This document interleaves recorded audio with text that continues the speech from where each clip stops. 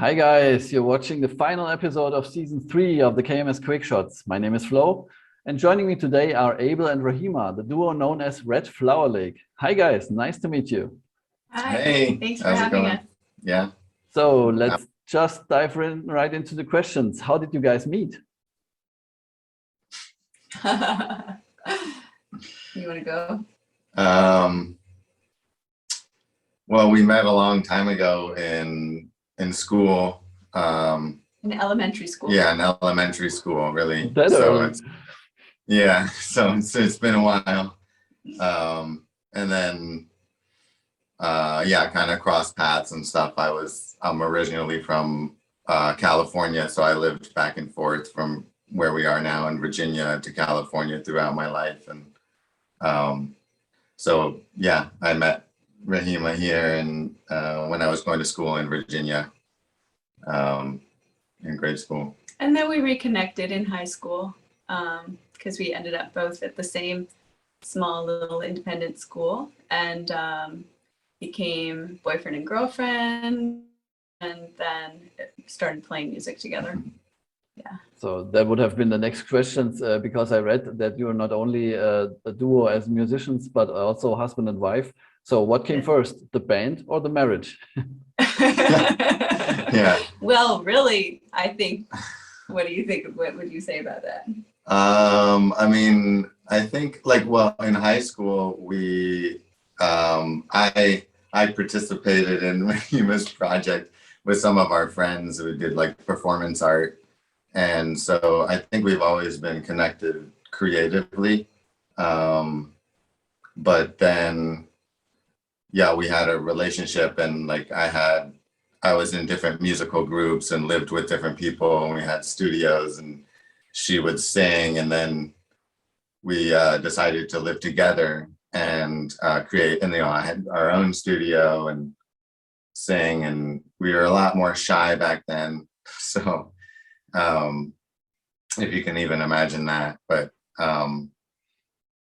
it just sort of kind of was all connected, but it wasn't until we put our EP out like a little bit over a year ago that it was really solidified. So the marriage came first. Yeah. So if it comes down we to were it. married first. Yeah.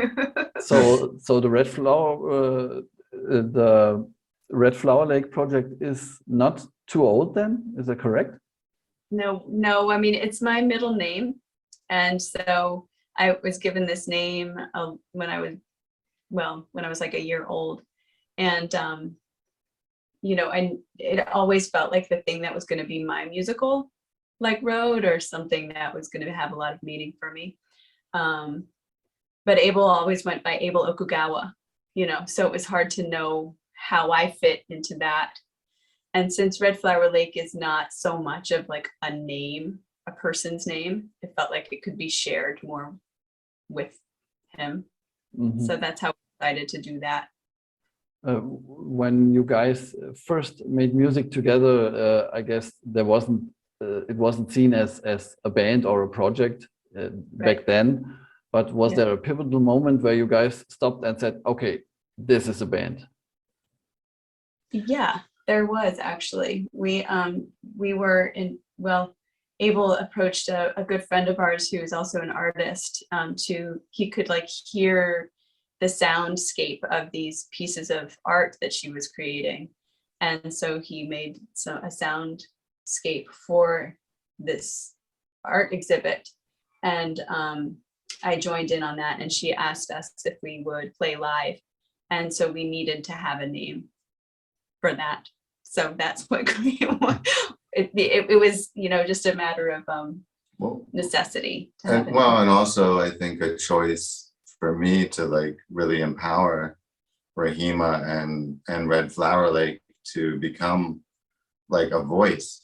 She's a songwriter and has written songs forever. And, it's like when we were, it's like Abel Okugawa featuring Red Flower Lake. But I think it's just over the years, I've heard Rahima just talk about how she wants to do music and this and that. And so like, you know, I've had a lot of experience, and I just really thought it was just time to kind of claim that space and just like create something that we can live into. You know, and that way we can share all this music that we have done. Like it took us 6 years to create and finish the songs and grow and mature enough to share that in a way that we felt comfortable and it made sense, just for the EP. So. Mhm. Well, I would say also in relationship to that, that there's a lot of things we're coming to a like now or never kind of point in our whole life. This was December of 2019, so right before the pandemic. It would just, everything sort of in our life was sort of coming to a head, like what are we doing with our life? So I think it is from looking back, it's like, oh right, that was just part of a now or never kind of thing that was happening for us. Would you say, Rahima, that you needed the push from Abel to actually go to that place, or would this have been a natural process down the road anyway? Great question. It's probably a bit psychological here. I like it. I like it. I like this point of view of it being a push, because for me, it really felt more internally, because I've been so insecure in the past. I felt like I was like begging him, but probably from the outside, it did look more like he was pushing me, you know? So yeah, definitely. Okay. I think it would have happened on my own. Absolutely not. I'm not that bold yet. She's more of like, before she was like, let's play live. And I was like, you know, I really need to rehearse and we really need to develop. And I have a sort of a bigger idea about, you know, it's not, I don't want to just play in a bar and, you know, I have, you know, multimedia sort of experience that I really want to present with my music and art. And like, so that I think was a sort of a conflict of interest. And then sort of we found a way to negotiate, you know, to create something where we were going to rehearse and practice, and it had a visual element and a concept and something strong enough where I felt there was all the elements that we could, you know, use this to create something.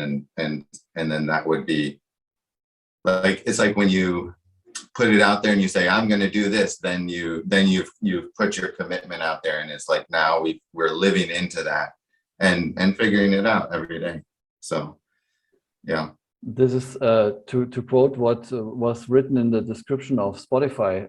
This is a quote from you guys saying, we can't be in that kind of vulnerable, intimate space in music if we're not actually creating it in our lives. So this seems to be the whole essence of Red Flower Lake. Question is, why not just put out happy, shallow songs out there? Why put this deep meaning into your songs? I love that. I mean, for me, I'm moved by depth. I'm moved by, you know, questions that really make me ponder, you know, like I love the feeling of going deep.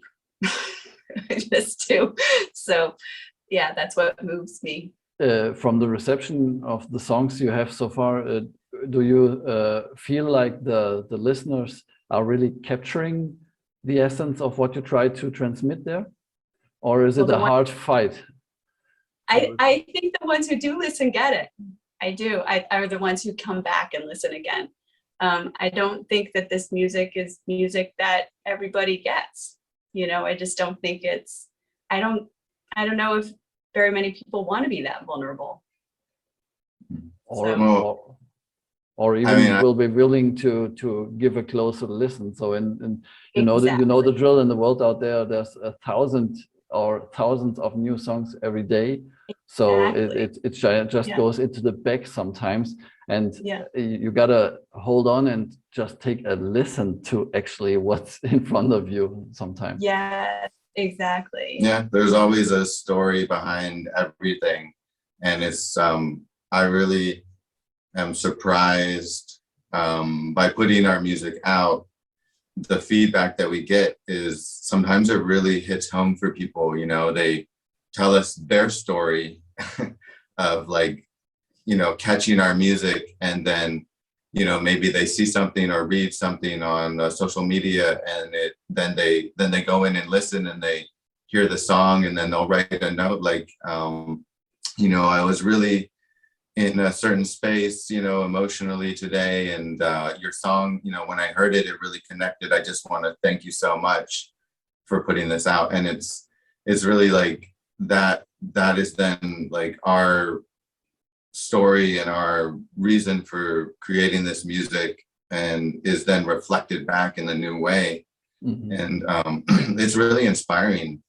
That's you know, I think a really important part of why I wanted to start to put our music out there, because that was a big part for me growing up, was finding music that spoke to like different ideas or things I was going through, and gave me a perspective that maybe I wasn't getting with my own surroundings.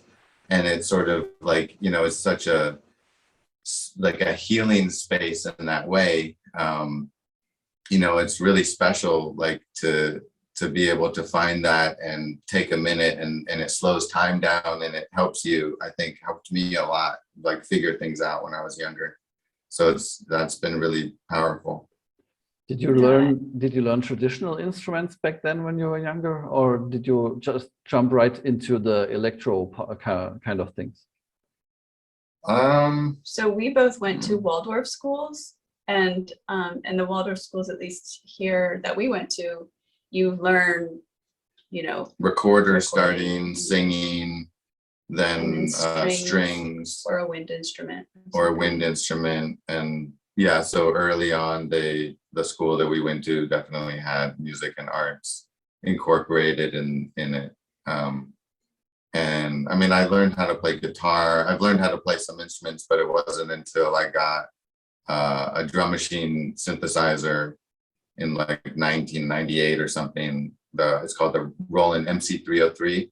So it's like an all-in-one beatbox.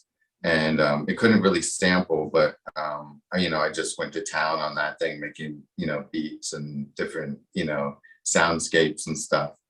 That was when I really, my interest clicked with the instrument and the technology, and it was like, oh, now I'm doing something fun. So it's really intriguing that you played instruments before, but felt like you can put yourself emotionally best out there with electronic instruments. So usually it's the other way around, and the people say, if I take this violin or something, for example, that's when I can express myself the deepest. But with you guys, or especially with you, Abel, it seems to be electro. And it's the same with the voice. It wasn't until I got a microphone, but I could play with the effects on the vocal, you know, on the vocal instrument, but hearing it and play, things start to feel satisfying that way too. Yeah. A lot of jamming back in the day. Yeah. A lot of just experimenting and doing music because that was what we were doing. You know, there wasn't as much access even to entertainment. So it was like, you know, that was what we would do, and we had a bunch of creative friends, so it was like kind of a fun event, just to experiment with music and find those things. And then it was like, maybe, you know, writing songs and stuff was, you know, happening as well, but yeah, I love experimenting.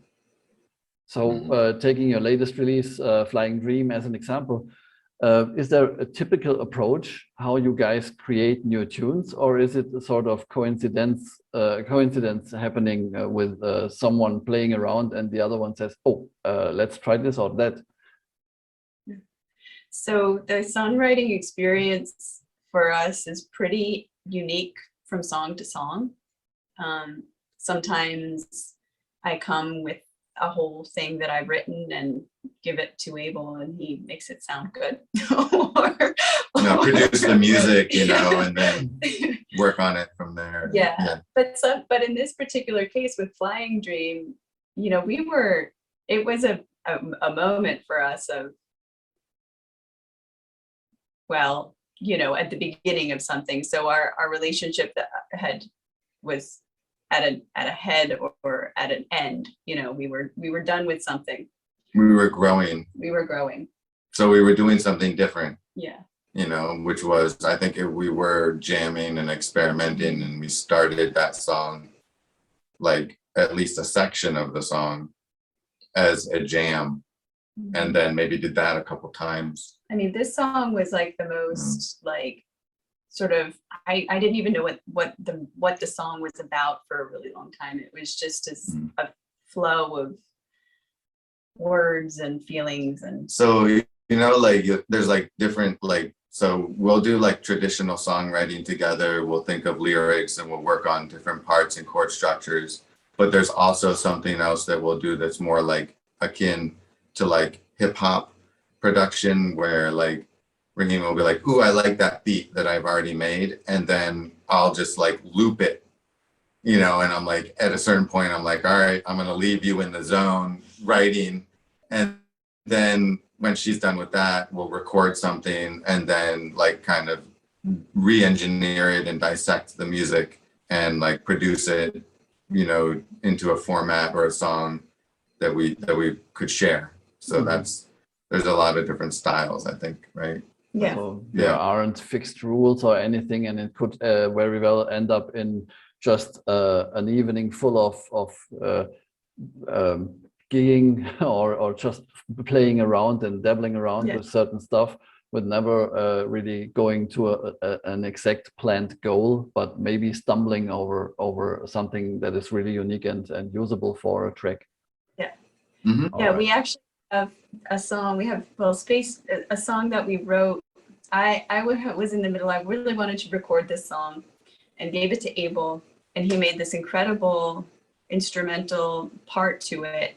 And when I took because there was no voice yet, for that part, and so when I went in to just record the voice, like a whole other song came out, like just a completely different song. And so that was Space to Breathe, came from that. And then a song that we are getting ready to release called Lights Me Up is the original one. So it's kind of cool, like how that happens too. Inspiration hits, and like I think that's also something I've learned as a producer, is not to try to fit like a round peg in a square hole every time, and like you can take some little thing that you really like and that's like happened as a mistake or as an anomaly within this song or work, and then if it's hard to put in there but you're attached to it, you just pull that out. And then, on Tuesday, you come back and work on that. And that's a process that I've gotten into over the years. Like as a producer, I feel like every moment, is worth saving and kind of archiving. And then it's very useful when you're stuck and you're like, I don't know what to do. You can, browse through these other things. So that's, Maybe some samples won't even see the light of day ever again, but maybe there is a time you pull it out and say, that's what I needed for the next track. So I guess it's just about the journey rather than the plan on producing single tracks twice a month or something like that. Well, I love the idea. The structure seems so appealing, and it's just very hard to create, like the creative experience feels like it's on a different schedule. Mm-hmm. It's got its own mind. Yeah, sure. So with the release of this year, saw 3 releases, I guess. It was Ibis, Hard Like Gold, and The Flying Dream right now. Is this correct? So with these 3 tracks and the year almost over, what's next for Red Flower Lake? Well, we're just going to keep on rolling, you know, as far as, Are there mean- are there any new tracks in the making already? Yeah. yeah. Yeah, we have another single that we're working on finishing the mix to, and then you know, mastering and stuff, and then artwork. And we're also working on another art exhibit that'll be coming out sometime, I think in spring. That's with our friend Beatrix Ost, who we did another project with a year ago. So we're just, you know, we're taking what we've done and we're doing more and different, you know, stuff. I mean, we have a lot of music, and we're just finding really new ways to release it and for people to enjoy it, and that actually aren't very traditional, but they're really special, and they make you know, these amazing connections for us. And yeah, so yeah, and I mean, we're, I guess, kind of all over the place because we don't really have a plan or a manager, you know. We just, this is what we do. We do music full time, and we have a lot of different friends and collaborations going. So yeah, it's. Are there even live performances once the whole COVID mess has settled out there? Are there live performances planned as well? Nothing planned. We have big dreams. That's it. Yeah, we've planned a few live things a couple times, but it's really sort of difficult. We just we are part of a group of artists that do NFT artwork, and so we had a live auction and event with 10 other artists who are our friends, and down in Art Basel in Miami. So that was a place that we went, but it was we didn't play live music there. It was for a video art and music piece that we had created. But I could see kind of combining both of those in the future as more of these events happen, and there's like we're very much into a visual aspect and in our performance. So like every live performance that we've done has been a part of something that's like a multimedia presentation or something that's like that. So we're sort of, well, we want to light up all the senses. You Yeah. know, we want to get people engaged in the present moment and feeling deeply. I guess you're not just in quotes musicians, but creative humans who won't just confine themselves to one art, but the whole experience kind of thing. Yeah, I would say. exactly. Yeah, Yeah. we're control freaks. yeah. All right, guys. Abel, Rahimah, thank you very much for meeting me tonight. Thank It you. was a pleasure talking to you. Guys out there, if you want to know more about Abel and Rahimah and the Red Flower Lake project, please make sure to check out the social links at the end of the video. That's it with this episode. Be safe. Thanks for watching. See you next time. Bye.